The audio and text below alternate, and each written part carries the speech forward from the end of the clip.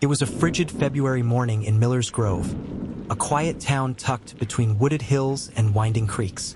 The kind of town where people left doors unlocked and waved at every passing car.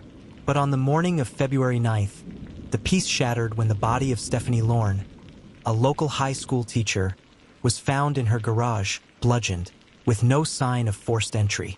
To the townspeople, Stephanie was beloved. She taught history, volunteered at the community center, and never missed Sunday service. Her murder felt random, like a dark cloud suddenly blanketed their town. Police initially suspected a drifter or an opportunistic thief. Nothing seemed to be stolen, but the violent nature of the attack hinted at something more personal. That's when Derek Caldwell's name first surfaced. Derek, 39, was known as the town's weird genius. He had grown up in Miller's Grove, skipped 2 grades, and earned a degree in criminology. But he never left town. Instead, he worked in the back room of the library and lived with his aging mother. People called him off, but harmless. What many didn't know was that Derek had once applied to the FBI's Behavioral Analysis Unit, but was rejected after failing a psychological evaluation.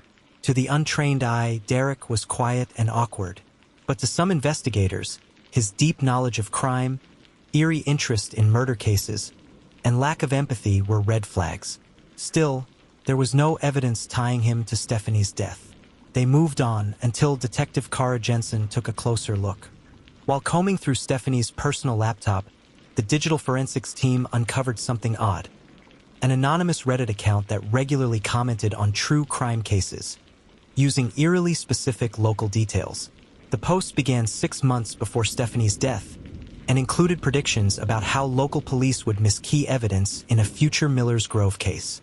One of the most chilling lines read, "Most people never look at the ones who study crime. They're too busy chasing shadows." The account was traced back to the IP address at the Miller's Grove Public Library, Derek's workplace. Upon searching Derek's room, investigators found something more disturbing. A wall of detailed profiles on women in Miller's Grove, including Stephanie.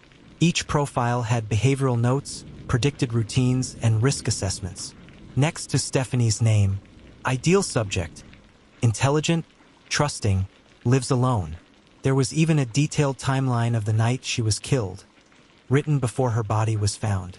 When confronted, Derek didn't deny knowing Stephanie. He calmly explained that his studies were hypothetical scenarios for a book he was writing. But the calm, detached tone raised alarms. Just when prosecutors were preparing charges against Derek, an unexpected tip came in. A woman named Erica Mays claimed her ex-boyfriend, Cole Ritchie, had confessed to killing Stephanie in a drunken argument 2 weeks prior. Cole, a construction worker with a history of domestic violence, had once dated Stephanie. Their relationship ended bitterly after she filed a restraining order. When investigators arrested Cole, he broke down. He had entered her garage that night, demanding she drop the order. She refused. The argument escalated, and in a fit of rage, he struck her with a crowbar. He confessed to hiding the weapon in a nearby drainage ditch, where it was later recovered, with DNA evidence confirming the story. With Cole behind bars, the town sighed in relief. But Derek wasn't off the hook. His twisted obsession with profiling women and predicting crimes wasn't just a creepy hobby. Investigators believe Derek had been following Stephanie for months. He just never acted on his fantasies. In the end, he wasn't her killer, but he had studied her like prey. He wasn't guilty of murder, but he was guilty of something else. Being a voyeur of violence, a man whose criminal mind was dangerously close to crossing the line. Derek was charged with unlawful surveillance, stalking, and obstruction of justice for withholding knowledge of Stephanie's habits and failing to report his online writings. He served 18 months, then disappeared from Miller's Grove. The case shook the town's trust, not just in outsiders, but in their own. How close had Derek been to becoming more than an observer? Would another woman have been his next subject? Stephanie's parents established the Lorne Foundation for Victims of Stalking, and her former students dedicated a memorial garden at the high school. Miller's Grove has since gone quiet again. But to those who lived through it, the lesson was clear. Sometimes the most dangerous minds don't hide in shadows. They sit quietly in the background, watching, studying, waiting.